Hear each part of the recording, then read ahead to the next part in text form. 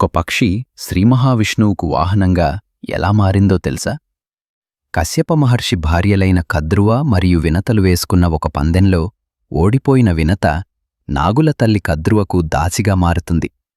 తన తల్లి వినత బానిసత్వాన్ని చూసి చలించిన గరుడుడు ఆమె విముక్తి కోసం మార్గమడగగా దేవలోకంలోని అమృతాన్ని తెచ్చి ఇవ్వమని నాగులు నిబంధన విధిస్తారు. సాక్షాత్తు దేవతలతోనే యుద్ధం చేసి అసాధారణ పరాక్రమంతో అమృతాన్ని గెలుచుకొస్తాడు గరుడుడు. దేవతలతో యుద్ధం చేసి అమృతాన్ని తెచ్చిన గరుడుడు తన కోసం ఒక్క చుక్క కూడా ఆశించలేదు. అతని అపార శక్తి మరియు ధర్మాన్ని చూసి మెచ్చిన శ్రీమహావిష్ణువు అతనిని తన వాహనంగా ఉండమని అడిగారు. గరుడుడు అంగీకరించగా విష్ణువు అతనికి అమరత్వాన్ని కూడా ఇచ్చాడు.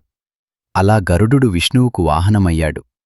గరుడుడు తెచ్చిన అమృతంతో పాముల నాలుకలు ఎందుకు రెండయ్యాయో తెలుసా? తర్వాత భాగంలో తెలుసుకుందాం.